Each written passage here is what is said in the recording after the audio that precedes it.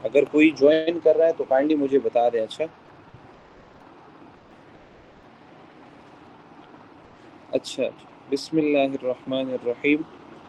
हमारा आज का जो टॉपिक है तो वो है इंट्रोडक्शन।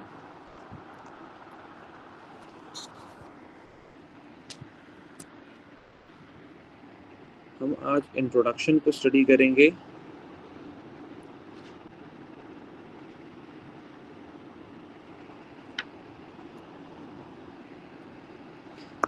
अच्छा, इस तरह है कि आप लोगों को इंशाल्लाह आज हम, क्योंकि स्टार्टिंग है, तो मैं चाहता हूँ कि आप लोग थोड़ा सा इन स्टेप्स पे और इस स्ट्रक्चर पे थोड़ा सा फोकस करें, ना कि एग्जांपल्स पे आप जाएं।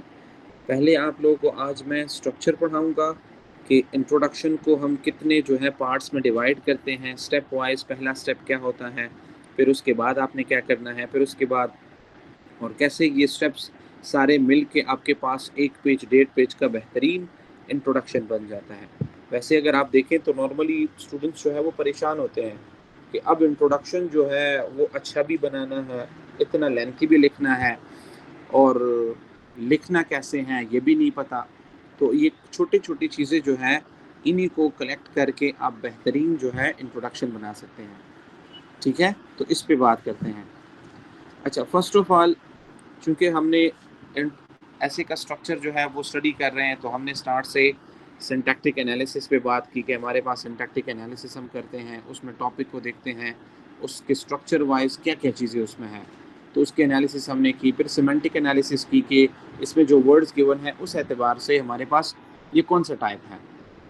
फिर हमने ब्रेनस्टॉर्मिंग सीखी कि ब्रेनस्टॉर्मिंग किस तरह होती है, 3D मॉडल सीखा कि वो किस तरह उस ब्रेनस्टॉर्मिंग पे इम्प्लीमेंट हो सकता है। फिर उसके बाद हमने आउटलाइंस जो है वो सीखी कि आउटलाइंस को किस तरह स्ट्रक्चरली किस तरह ऑर्गेनाइज करना है, कैसे कैसे जो है हमने प्राइमरी हेडर सेकेंडरी हेडर का कॉन्सेप्ट सीखा वहाँ पर। और इसके अलावा एक और मेथड हमने आउटलाइंस में सीखा कि कैसे हमने इन आर्गूमेंट्स को, इन आइडियाज़ को ऑर्गेनाइज रखना है। ठीक है, फिर उसके बाद हमने थीसिस स्टेटमेंट पे बातें की कि थीसिस स्टेटमेंट कैसे होना चाहिए, क्या होता है स्ट्रक्चरली, उसमें कौन कौन सी चीज़ें इंपॉर्टेंट हैं, वो सब कुछ हमने डिस्कस भी कर लिया है और सीख भी लिया है। ठीक है, आज हम आते हैं, क्योंकि स्टेप वाइज अभी हम आ रहे हैं ना, तो अभी हमने सब कुछ जो स्टार्टिंग में हम करते हैं, आउटलाइंस बनाते हैं, उसमें थीसिस स्टेटमेंट भी ऐड करते हैं। अब हमारा जो प्रैक्टिकल वर्क है, थ्योरी जो अब हम लिखेंगे, तो जो मेन हमारे पास जो ऐसे है वो अभी शुरू हो रहा है, जिसमें हमारे पास फर्स्ट जो है वो इंट्रोडक्टरी पार्ट है, जिसमें हमारे पास इंट्रोडक्शन आता है। इंट्रोडक्शन में हम क्या करते हैं, हम प्रॉपर इंट्रोडक्शन लिखने की कोशिश करते हैं। कि आज ही पेन ने काम करना छोड़ दिया।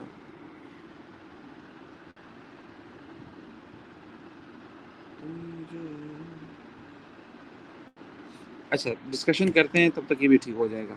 अच्छा, अब हमारे पास क्या होता है, याद रखें, इंट्रोडक्शन जो है हमारे पास, इंट्रोडक्शन इट्स वेरी सिंपल। जितना लोग इसको मुश्किल बनाते हैं ना, ये उतना ही आसान है। लेकिन कब, जब आप जो है इसको स्टेप वाइज सीखें और स्टेप वाइज इसको करने की कोशिश करें, तो इतना ही आसान है। अब सबसे पहले इसमें आप जो है 5 से 6 स्टेप्स हैं, अगर इनको आप बेहतरीन तरीके से फॉलो करें तो एक बेहतरीन आप थीसिस इंट्रोडक्शन लिख सकते हैं।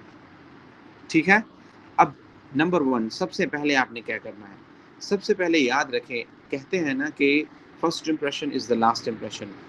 कि जब आप पहला स्टेप शुरू करते हैं तो उसमें क्या होता है कि आप एग्जामिनर पे अपना इम्प्रेशन अच्छा जो है डालने की कोशिश करते हैं।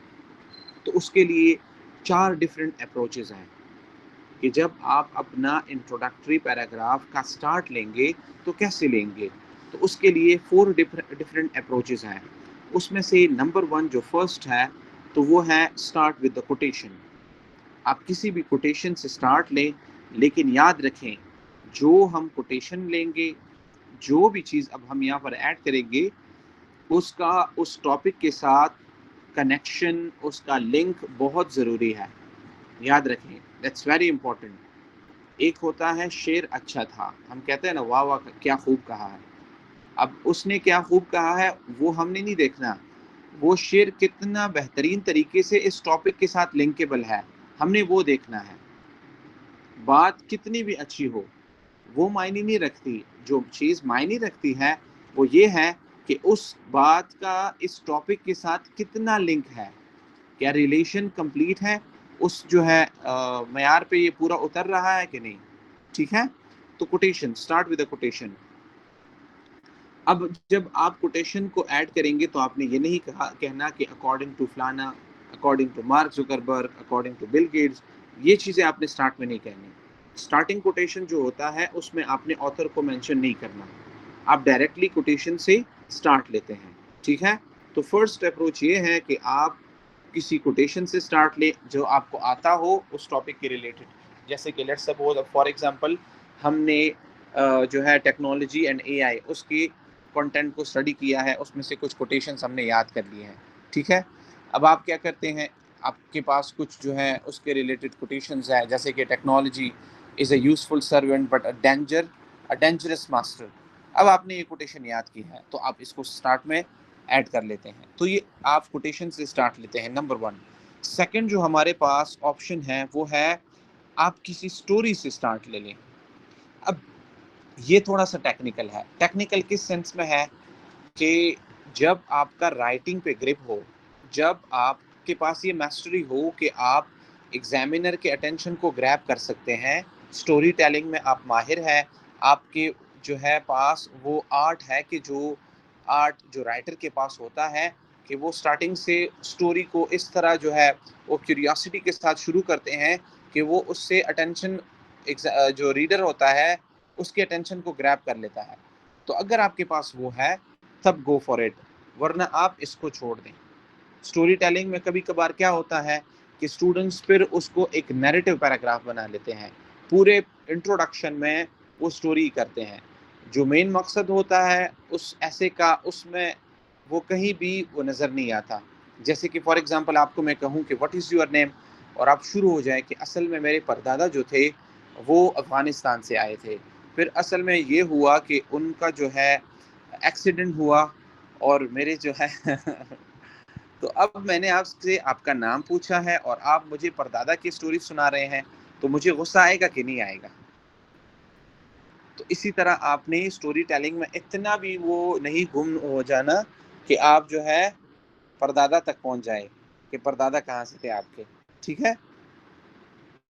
फिर इसके अलावा जो एक अप्रोच है उसको हम कहते हैं क्वेश्चन। जब आपके पास उस जो है टॉपिक के रिलेटेड कोई क्वेश्चन हो, मींस उसी टॉपिक उसी टाइटल के रिलेटेड कोई ऐसा क्वेश्चन आप बिल्ड करें कि जो अटेंशन ग्रैब करे एग्जामिनर की। ठीक है, जैसे कि फॉर एग्जांपल मैं कहता हूं कि are human still in control in an age dominated by artificial intelligence, या मैं ये कह सकता हूँ for example has the rapid advancement of technology improved human life और has it created new challenges. अब ऐसा क्वेश्चन जो कि उस टॉपिक के साथ लिंकेबल हो, उसी को देख के आपने क्वेश्चन बिल्ड किया हो।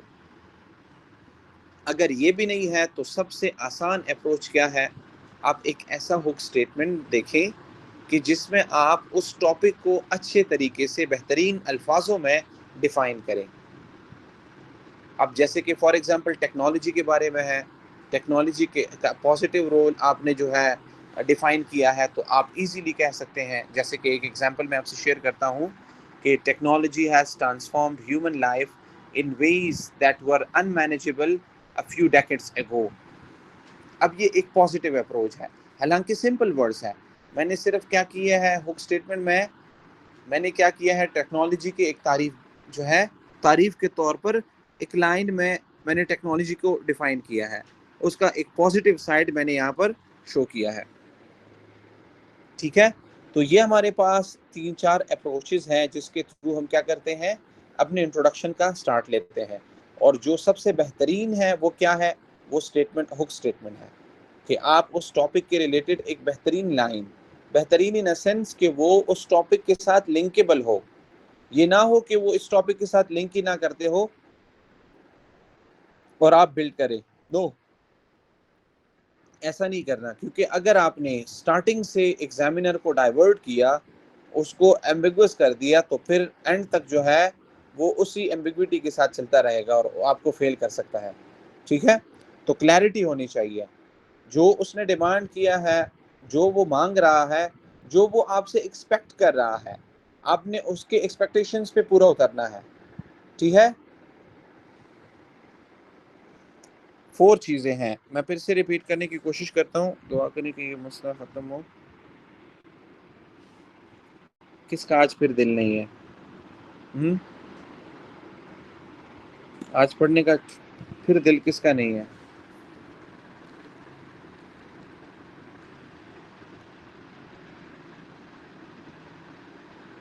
आप लोग को समझ आ रही है ये वर्बली सिर्फ मैं जो बता रहा हूँ? अगर मसला है तो आ रही है, अगर समझ नहीं आ रही तो मैं क्या ये टॉपिक ये कल फिर पढ़ लें,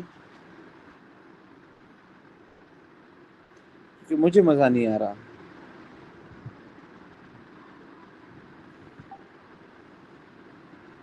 असल में मैं वो लिख नहीं रहा ना, तो इस वजह से मुझे लगता है शायद आप लोग भी प्रॉपर कैच नहीं कर पा रहे हैं।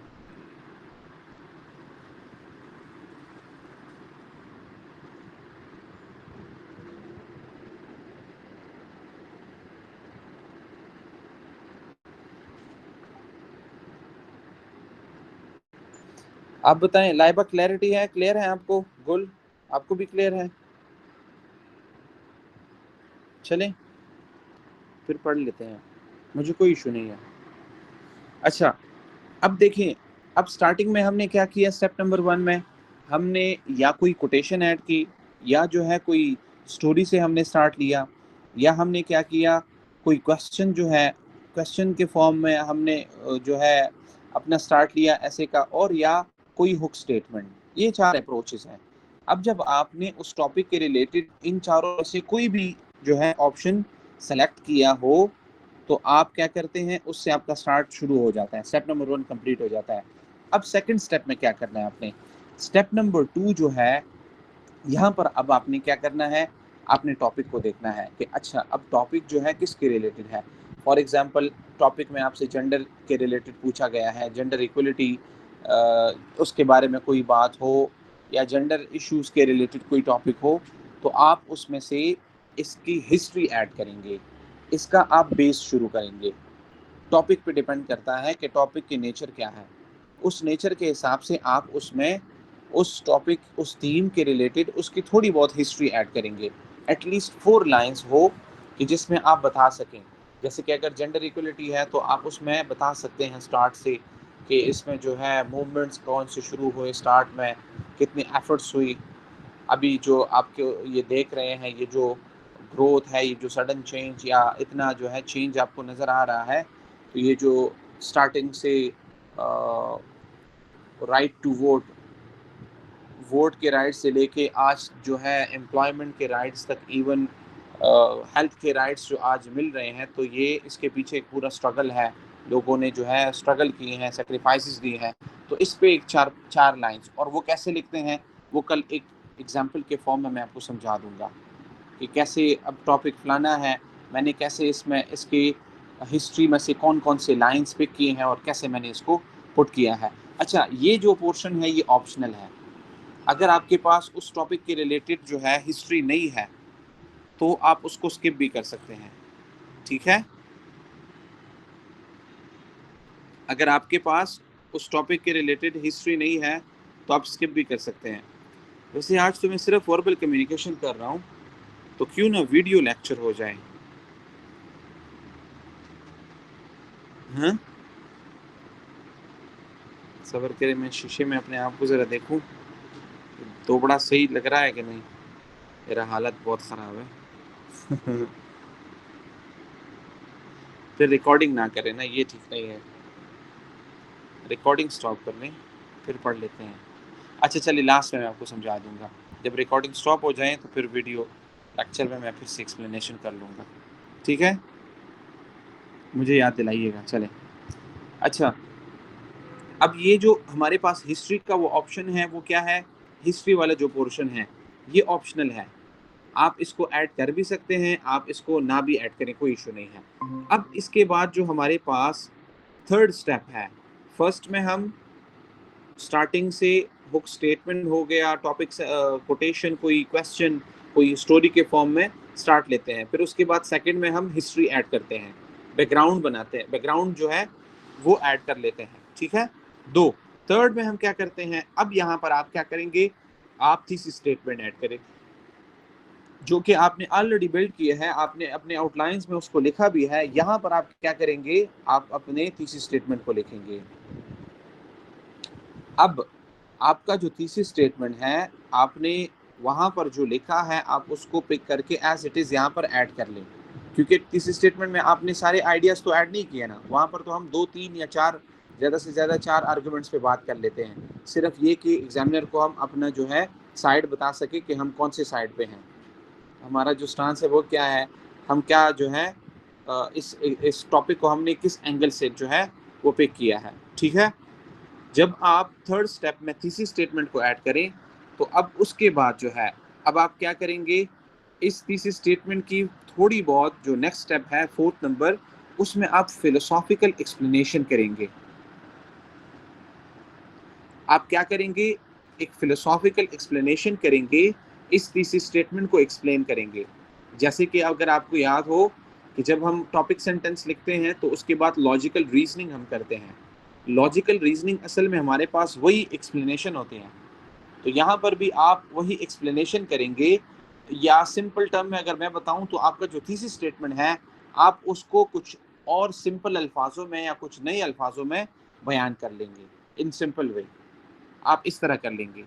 तो स्टेप नंबर 4 में हम क्या करेंगे, फिलोसॉफिकल एक्सप्लेनेशन करेंगे उस थीसिस स्टेटमेंट की। आप उसको जो है एक्सप्लेन करेंगे लॉजिक को, बट विदाउट एन एग्जाम्पल। यहाँ पर आप एग्जाम्पल्स को ऐड नहीं करेंगे कि आपने थीसिस स्टेटमेंट में आइडिया बताया और आप उसके रिलेटेड कोई एग्जाम्पल ऐड करें कि असल में लेट्स सपोज 2 आदमी होते हैं, वो जो है एक साथ जा रहे होते हैं, ये होता है वो होता है। ये चीज़ें आपने यहाँ पर नहीं करनी, कोई एग्जाम्पल जो है ऐड करने की ज़रूरत नहीं है। एक्सप्लेनेशन जो है वो एक्सप्लेनेशन के फॉर्म में ही होगा, ठीक है। Step number 1 hook statement, step number 2 background historical touch, step number 3 thesis statement, step number 4 philosophical explanation of the thesis statement। अब स्टेप नंबर 5, अब क्या करेंगे आप, अब यहाँ पर बारी है आपके पास, जो आपने आउटलाइन बिल्ड किया है, अब आप यहाँ पर क्या करेंगे, उसी को लिखेंगे। कैसे लिखेंगे ये आपको मैं समझाता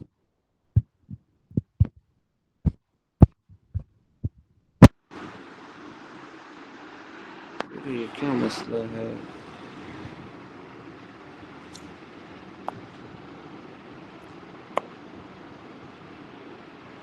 चले काम नहीं कर रहा, छोड़े। अब हमारे पास जो स्टेप नंबर 5 है, इसमें आप क्या करेंगे, अब यहाँ पर आपके पास जितने भी आर्ग्यूमेंट्स आपने प्राइमरी हेडर्स में ऐड की है, जैसे कि फॉर एग्जांपल कल हमने उस दिन जब हम टेक्नोलॉजी टेक्नोलॉजी एंड एआई के कंटेंट को स्टडी कर रहे थे, उसमें हमने जो पॉजिटिव साइड पे बात की कि हमारे पास इकोनॉमिकल ग्रोथ की बात हमने की, हेल्थ की बात की, सिक्योरिटी की बात की, पॉलिटिकल की बात की, गवर्नेंस की बात की, हमने जो है सोशल की बात की, एजुकेशन पे बात की, डिफरेंट जो है डोमेन्स हमने टारगेट किए, उस पे बात हमने की। अब यहाँ पर आप क्या करेंगे, अब आपके पास अगर 10 जो है आपके पास 10 आर्ग्यूमेंट्स है, 10 आइडियाज़ है, आपने क्या करना है, उन 10 आइडियाज़ को आपने 5 सेंटेंसेस में डिवाइड करना है। मीन्स एक क्लॉज में आपने 2 आर्ग्यूमेंट्स को ऐड करना है। 1 क्लॉज 2 आर्ग्यूमेंट्स, 2 आइडियाज़ इन 1 क्लॉज। फिर उसके बाद दूसरा क्लॉज, उसमें नेक्स्ट 2 आइडियाज़, तीसरा क्लॉज, उसमें फिर नेक्स्ट 2 आइडियाज़। और इसको आप जो है इन क्लॉजेस को कनेक्ट करेंगे, कोशिश करेंगे कि आप इनमें से ट्रांजिशनल वर्ड्स का यूज करें, ये जो हम फर्दर मोर कहते हैं, moreover, in addition to that, इस तरह की, देन, आफ्टर, इन चीज़ों को जब हम ऐड करते हैं तो इनकी मदद से हम इन 5 और 3 to 4 जितने भी क्लॉजेस हो आपके आर्ग्यूमेंट्स के बेसिस पे, उनको आप क्या करेंगे, कनेक्ट करेंगे। तो अगर 8 आर्ग्यूमेंट्स हैं तो 4 सेंटेंसेस। कौन है?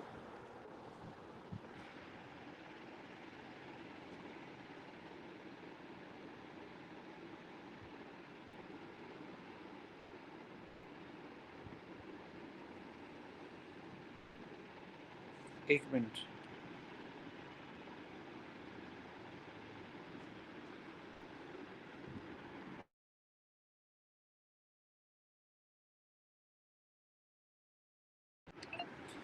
अच्छा जी, सॉरी। अब हमारे पास अगर जो आर्ग्यूमेंट्स हैं वो 4 सॉरी 8 है, तो उन 8 को हमने 4 क्लॉज़ेज़ में जो है लिखना है। हर एक क्लॉज़ में 2 एस्पेक्ट्स हम डिस्कस करेंगे, 2 जो हमारे पास आर्ग्यूमेंट्स या 2 जो आइडियाज़ है, उन पे हम बात करेंगे, ठीक है? ये हो गया और उनको कनेक्ट करेंगे ट्रांजिशनल वर्ड्स या जो ये हमारे पास लिंकर्स है, इनकी मदद से। Is it clear? यहाँ तक क्लियर है? मैं फिर से रिपीट कर रहा हूँ, देखिए आप साथ-साथ नोट करते जाएँ। स्टार्टिंग में इंट्रोडक्शन के स्टेप नंबर 1 में हम हुक स्टेटमेंट, क्वेश्चन, कोटेशन या किसी स्टोरी से हम स्टार्ट लेंगे, number 1। Step number 2 historical touch देंगे, हिस्टोरिकल बैकग्राउंड उसका देंगे। फिर उसके बाद स्टेप नंबर 3 हम थीसिस स्टेटमेंट देंगे। थीसिस स्टेटमेंट के बाद स्टेप नंबर 4 उस थीसिस स्टेटमेंट की थोड़ी बहुत फिलोसॉफिकल एक्सप्लेनेशन करेंगे, जितनी आपसे हो सकती है। अगर नहीं हो सकती तो आप रहने भी दें, इट्स ओके। फिर उसके बाद आपके पास स्टेप नंबर 5 जो आता है, उसमें आप क्या करेंगे, आपने चूँकि आपने थीसिस स्टेटमेंट में सारे आर्ग्यूमेंट्स के पे बात नहीं की, आपने सारे आर्ग्यूमेंट्स थीसिस स्टेटमेंट में मेंशन नहीं किए। अब आपके पास जो है टाइम है कि आपने आउटलाइन्स में जितने भी आइडियाज़ मेंशन किए हैं, आप उन पे बात करें। तो आप हर एक क्लॉज़ में 2-2 एस्पेक्ट को, 2-2 आइडियाज़ को, उन 2-2 आर्ग्यूमेंट्स को आप मेंशन करेंगे, ठीक है? अगर 10 है तो 5 क्लॉज़ेज़ बनते हैं, अगर 8 है तो 4 क्लॉज़ेज़ बनते हैं और उन क्लॉज़ेज़ को कोशिश करनी है कि उनको आप लिंकर्स की मदद से कनेक्ट करें ताकि उसमें वो कनेक्टिविटी शो हो, ठीक है? अच्छा, अब उसके बाद आपने क्या करना है, यहाँ पर आपने ख़्याल रखना है अगर आपने अपने आउटलाइन्स में सेकेंडरी हेडर ऐड किया है, क्योंकि हम उसमें से जो है फर्दर जो है उसको मॉडिफाई करने, लेंथ को ज़्यादा करने के लिए हम सेकेंडरी हेडर ऐड करेंगे। आपको मैंने बताया था कि अगर जो है वो आपने प्लेन एक टॉपिक सेलेक्ट किया है, उस पे बात आपने की, तो आप उसके चैलेंजेस ऐड करें। अगर कोई प्रॉब्लम है, तो वे फॉरवर्ड ऐड करें। तो ये वे फॉरवर्ड, ये चैलेंजेस, ये चीज़ें जो हैं आपके सेकेंडरी हेडर्स में आते हैं। तो अब आप क्या करेंगे, यहाँ पर आप अब यू टर्न लेंगे। जब आपने उन आर्ग्यूमेंट्स पे बात की जो कि प्राइमरी हेडर में आते हैं, तो अब आप क्या करते हैं, सेकेंडरी हेडर्स को स्टेप नंबर 6 में ऐड करेंगे। सेकेंडरी हेडर्स जो है आप वो ऐड करेंगे और उसका स्टार्ट आप किस तरह लेंगे, आप हाउएवर से, क्योंकि अब आप बिल्कुल उसको कंट्रास्ट पे लेके आ रहे हैं। आपने ऊपर बात की तो अब उसके रिलेटेड आप प्रॉब्लम्स, अगर फॉर एग्जांपल प्रॉब्लम्स हैं तो उसके लिए आप सॉल्यूशन दे रहे हैं, वे फॉरवर्ड दे रहे हैं, या अगर कोई प्लेन टॉपिक है तो उसके रिलेटेड आप चैलेंजेस या उसके जो है प्रॉब्लम्स बता रहे हैं। तो ये अब यहाँ पर आप क्या करेंगे, आप उसके रिलेटेड एक्स्ट्रा एक लिंकर का यूज़ करके वो पॉइंट्स ऐड करेंगे। अगर आपने 5 है किए हैं तो इसी तरह 2-2, 2-3 1 में, इस तरह कॉम्बिनेशन बना के आप उन सेंटेंसेस में लिखेंगे एंड लास्ट में वे फॉरवर्ड आपने दिया है, आप उसमें सॉल्यूशन ऐड कर देंगे। चैलेंजेस आपने डिस्कस किए हैं ना, तो आप उसमें सॉल्यूशन दे देंगे। सेकेंडरी हेडर का जो सॉल्यूशन आप है, वो आप ऐड कर देंगे। तो ये था आपका इंट्रोडक्शन, जिसको हम 5 टू 6 स्टेप्स में कंप्लीट करते हैं। अब अगर मैं इन सेंटेंसेस को काउंट करूँ ना, तो सेंटेंस नंबर 1, एक सेंटेंस में हमारे पास क्या आ जाता है, स्टार्टिंग हुक स्टेटमेंट नंबर 1। फिर हमारे पास 4 टू 5 सेंटेंसेस हमारे पास आ जाते हैं उसके हिस्टोरिकल बैकग्राउंड के। तो ये हो जाते हैं 5। फिर आ जाता है तीसरी स्टेटमेंट। अब तीसरी स्टेटमेंट वैसे तो होता है एक सेंटेंस का, लेकिन इसमें हमारे पास 2 क्लॉजेज़ होते हैं, ठीक है? तो अब इसको हम 2 के हिसाब से जो है काउंट कर लेंगे, क्योंकि मैं आप लोग को सिर्फ़ ये वर्ड काउंट के रिलेटेड आपसे बात करता हूँ। उसके रिलेटेड आपको समझाने की कोशिश कर रहा हूँ। तो 4-5 ऑलरेडी है, 2 अगर हम ये ऐड करें तो 7, फिर फिलोसॉफिकल एक्सप्लेनेशन। चलिए, अगर हम बिल्कुल भी नहीं लिख सकते तो एट लीस्ट एक सेंटेंस में तो कुछ ना कुछ लिख लेंगे ना उसके रिलेटेड। तो ये हो गया हमारे पास 7, 8। फिर उसके बाद हमारे पास जो एस्पेक्ट्स हैं, तो ऑब्वियसली उस पे हम 4-5 क्लॉज़ बना सकते हैं। तो अब हमारे पास हो गई है 12, या अगर सेंटेंसेस में हम उसको डिवाइड करें तो 3 कर लेते हैं, तो 11 हो गए। फिर उसके बाद हमारे पास सेकेंडरी हेडर है, तो उसपे भी 1 सेंटेंस 2 बनते हैं और सॉल्यूशन लास्ट में। तो हमारे पास 12-13 सेंटेंसेस बनते हैं तो इन 12-13 सेंटेंसेस को अगर आप जो है डिवाइड करें, एक सेंटेंस भी हमारे पास अगर 100 वर्ड्स, एक सेंटेंस भी अगर 10 वर्ड्स का हो, तो आपके पास इजीली इजीली 120 से 150 वर्ड्स का इंट्रोडक्टरी पैराग्राफ बेहतरीन बनता है, जो कि एक आइडियल है। 100 एक पेज, 1.5 पेज जो है, टीचर्स ज़्यादातर जो है वो जो है टीचर्स कहते हैं कि आपका इंट्रोडक्टरी पैराग्राफ जो है वो 1 पेज से ज़्यादा होना चाहिए, कम नहीं होना चाहिए। 1 पेज हो, 1.5 पेज एटलीस्ट आप लिखें। तो ये इन 12, 13, 14 सेंटेंसेस से मिलकर एक खूब बेहतरीन इंट्रोडक्टरी पैराग्राफ आपका बन सकता है। ठीक है? इसमें कोई क्वेश्चन हो, किसी चीज़ की समझ ना आई हो, तो काइंडली पूछें।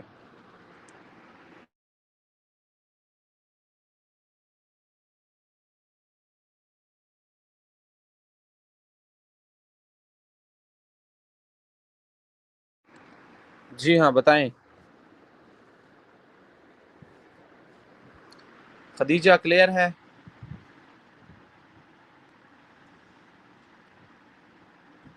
गुल आपको क्लियर है?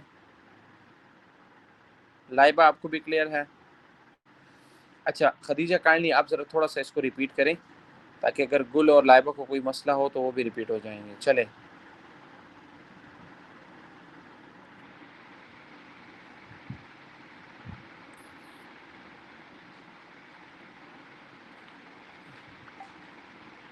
अच्छा, लिखना नहीं है। गुल आप रिपीट कर सकती हैं?